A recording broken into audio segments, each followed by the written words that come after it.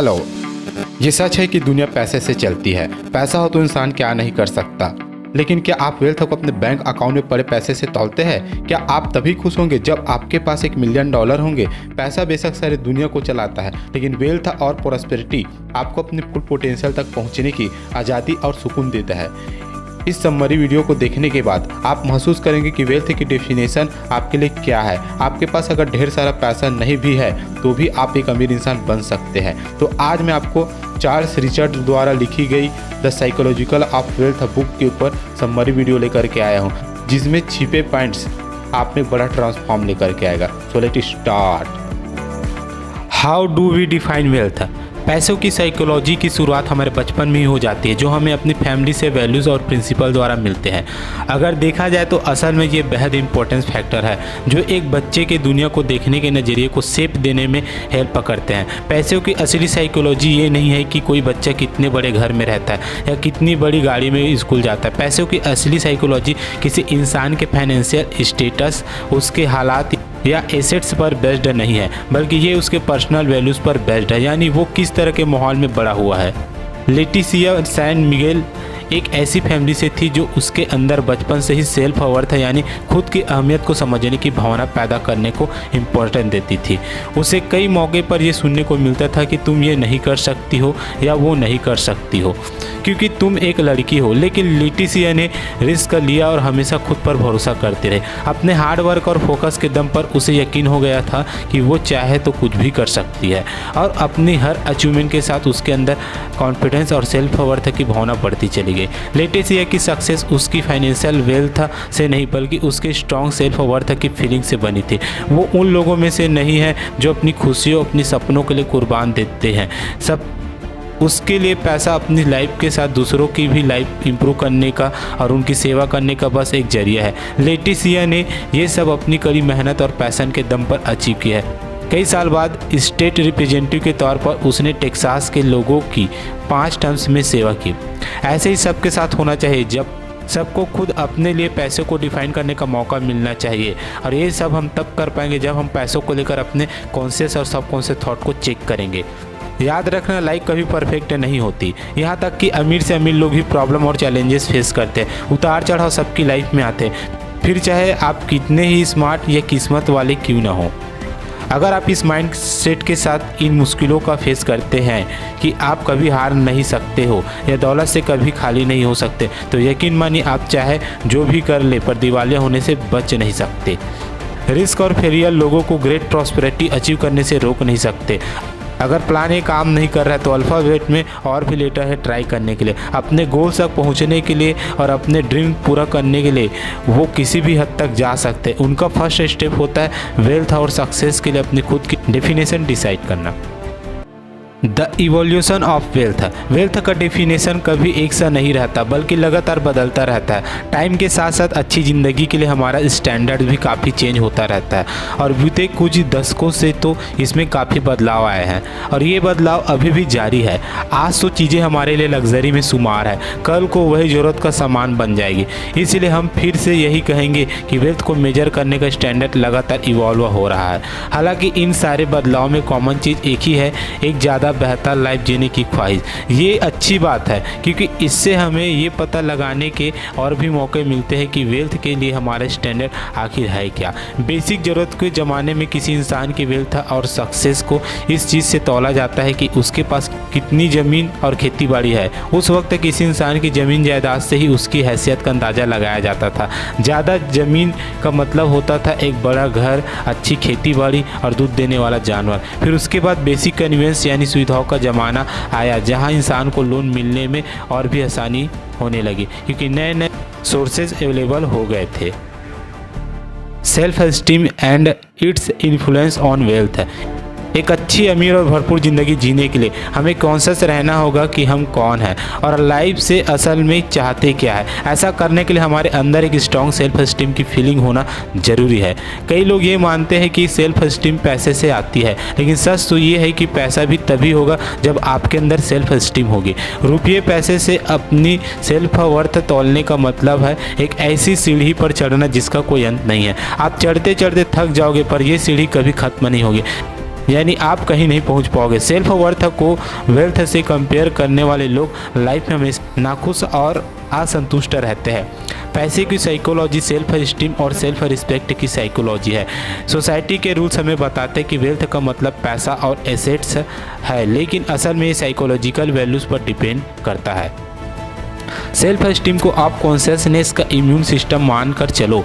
एक healthy immune system होने का ये मतलब नहीं कि आप कभी बीमार नहीं पड़ोगे, बल्कि आप कम बीमार पड़ोगे और अगर पढ़ोगे तो भी जल्दी ठीक हो जाओगे। इसी तरह स्ट्रॉन्ग सेल्फ स्टीम हमें अपनी लाइफ की प्रॉब्लम फेस करने की हिम्मत देती है। अगर सेल्फ स्टीम स्ट्रॉन्ग होगी तो इंसान साइकोलॉजी ऑफ वेल्थ अचीव कर लेगा, क्योंकि उसके अंदर इतनी मोटिवेशन आ जाएगी कि वो आगे बढ़ने के लिए कोई भी ज़रूरी रिस्क लेने को तैयार हो जाएगा, बेशक उसके रास्ते में कितनी ही रुकावटें हो या उसे बार बार ठोकर लगे। लेकिन सेल्फ स्टीम कोई ऐसी चीज़ नहीं है जो हम किसी को दे, ये तो हम खुद के एक्सपीरियंस से अचीव करते हैं। सेल्फ स्टीम को अक्सर एक ऐसी चीज़ के रूप में डिफाइन किया जाता है जो हमें खुद के बारे में पॉजिटिव फीलिंग देती है, लेकिन असली सेल्फ स्टीम तभी आती है जब हम अपने फेलियर से उभर कर अपने गोल्स को अचीव करते हैं। लिविंग कॉन्शियसली, हम लोन पर पैसा लेकर खर्च करने की सच्चाई से आंखें मूंद कर बैठे हैं, जिसके चलते आज इतने सारे लोग कर्जे के बोझ से दबे हुए हैं। एक टाइम था जब क्रेडिट ने हमारे लिविंग स्टैंडर्ड को ऊंचा उठाने में और हमारी इकोनॉमिक की ग्रोथ के लिए एक फ्यूल का काम किया था, लेकिन प्रॉब्लम वहां से शुरू हुई जब लोगों ने इस फैसिलिटी का अंधाधुंध फ़ायदा उठाना शुरू कर दिया। कर्ज का बोझ हम पर न पड़े, इसके लिए हमें कुछ भी खरीदने से पहले 2 मिनट रुक कर सोच लेना चाहिए कि क्या वाकई हमें उधार लेनी चाहिए। वो चीज़ आपके लिए ज़रूरत का सामान है या लग्जरी। क्या उस सामान को खरीदने से आपका लिविंग स्टैंडर्ड इम्प्रूव हो रहा है। क्या ये ऐसी चीज़ है जिससे आपको और पैसे कमाने का मौका मिल सकता है। ये सारी चीज़ें कॉन्शियस फाइनेंशियल डिसीजन मेकिंग में आती है, जिसकी प्रैक्टिस हमें ज़रूर करनी चाहिए। बात जब पैसे खर्च करने और उधार लेने की हो तो हमें अपनी लाइफ में एक बैलेंस क्रिएट करना ही पड़ेगा। इस बैलेंस को हम एक पेंडुलम से लिंक कर सकते। एक साइड हमें ये चीज़ अवॉइड करनी होगी कि हम इतनी ज़्यादा खर्चा भी ना करें कि हमें स्ट्रेस हो जाए, नहीं तो हम अनकॉन्शियस खर्चे और लोन लेने के एक पॉइंट पर पहुंच जाएंगे जो हमारे फाइनेंशियल फ्रीडम को रोक देगा, क्योंकि तब हमारे पास और खर्च करने के लिए कुछ बचेगा ही नहीं, यहाँ तक कि बेसिक ज़रूरत के लिए भी नहीं। अमीर होने का ये मतलब नहीं है कि हमारे पास खूब सारी प्रॉपर्टी, बैंक बैलेंस, महंगे गैजेट, गाड़ियाँ वगैरह हो। अगर इन सारी ऐसे और आम की चीज़ों को खरीदने पर हमारा सेल्फ कंट्रोल नहीं है तो ये बात तय है कि कभी न कभी हम भी कर्जे के बोझ तले डूब सकते हैं और हमारी इकोनॉमिक ग्रोथ पर भारी असर पड़ सकता है। इसलिए बेटर यही होगा कि हम इस पेंडुलम में एक बैलेंस पॉइंट ढूंढ लें। I am going through a phase. आजकल टाइम बड़ी महंगी चीज़ हो गई है जो किसी के पास नहीं। बचपन में हमारे पास टाइम ही टाइम होता था, दिन जैसे ख़त्म ही नहीं होते थे और एक साल तो जैसे एक लंबी सड़क की तरह खींचता चला जाता था, क्योंकि बच्चे इतने मासूम और केयर फ्री होते थे कि वो सिर्फ प्रेजेंट में जीते हैं। उनके लिए पास्ट या फ्यूचर कोई मायने नहीं रखता। पर आजकल किसी भी चीज़ के लिए टाइम निकालना दिन ब दिन चैलेंजिंग होता जा रहा है, क्योंकि आज हमारे पास दुनिया भर के गैजेट्स हैं जो हमें लगातार डिस्ट्रैक्ट किए रहते हैं। आज सबके लिए मल्टीटास्किंग नॉर्मल सी बात हो गई है। दिन रात हम शोरगुल से इतने घिरे रहते हैं कि कुछ शांत और सुकून के पल बड़े नसीब से मिलते हैं। लेकिन अगर हम अपनी लाइफ में प्रॉस्पेरिटी क्रिएट करना चाहते हैं तो हमें अपनी पूरी लाइफ पर एक नज़र डालनी होगी कि आज हम कहाँ खड़े हैं और यहाँ से हमें आगे कहाँ जाना है। जब हम अपनी लाइफ के बारे में सोचें तो पाएंगे कि हर एक इंसान अपनी लाइफ में एक्सपीरियंसेस के अलग अलग फेज से गुजरता है जो यूनिवर्सल होते हैं। ये 4 फेज है: लर्निंग, क्रिएटिंग, परफेक्टिंग और फ्रीडम। और चारों उम्र के साथ इसी ऑर्डर में हमारे सामने आते हैं। ये फेज एक साथ एक ही समय में भी आ सकते हैं और लाइफ में कभी भी रिपीट भी हो सकते हैं। लर्निंग का मतलब है कुछ नया सीखना या नए आइडियाज़ के लिए माइंड को खुला रखना, यानी हर नई चीज़ को सीखने के लिए उत्सुक होना और स्पंज की तरह एक्सपीरियंस को अपने अंदर एब्जॉर्ब कर लेना। फाइनेंशियल लेंस से देखें तो ये तब होता है जब हम नई जॉब या नई करियर शुरू करते हैं। क्रिएटिंग का मतलब है और ज़्यादा मैच्योर स्पेस में जाना और बड़ी जिम्मेदारियां लेना। इसके बाद हम और ज़्यादा इंडिपेंडेंट होने लगते हैं। हम अपनी लाइफ जीना चाहते हैं या फिर शादी करके खुद की फैमिली स्टार्ट करना चाहते हैं। इस फेज़ में हम पैसा कमाते हैं और सेविंग करना भी स्टार्ट कर देते हैं। क्रिएटिंग ही वो फेज़ है जहाँ हम खुद में इन्वेस्टमेंट करना शुरू करते हैं।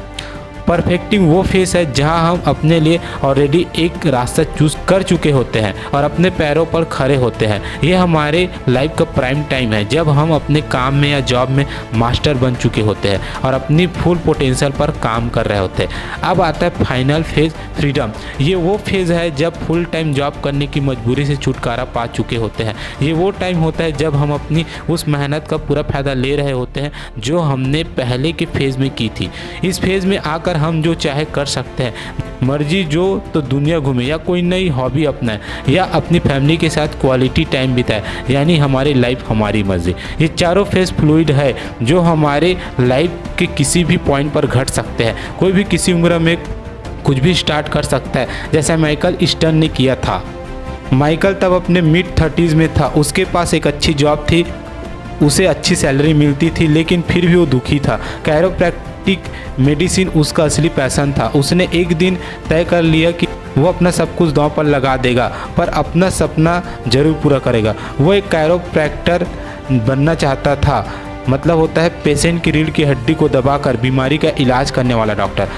हालांकि ये काम भी अपने आप में बड़ा चैलेंज था। माइकल ने सबसे पहले तो अपनी जॉब छोड़ी और कुछ लोग वगैरह लिए ताकि स्कूल के खर्चे उठाए जा सके। उसे एक नया साइकिल स्टार्ट करना था, इसलिए उसने फर्स्ट फेज के साथ शुरुआत की जो थी लर्निंग। उसके बाद से माइकल एक लाइसेंस्ड कैरोप्रैक्टर बन गया और प्रैक्टिस करने लगा। इस फील्ड में उसने कटिंग एज टेक्नोलॉजी क्रिएट करने में काफ़ी हेल्प की है। आजकल जिससे भी पूछो वो यही कहते हैं कि उसके पास टाइम नहीं है। लोग टाइम न मिलने का रोना रोते हैं, लेकिन एक बात उन्हें समझनी होगी कि अगर अभी उनके पास टाइम नहीं है तो कभी नहीं होगा। यानी जो करना है आज और अभी करो, अपनी लाइफ का नया चैप्टर स्टार्ट करो।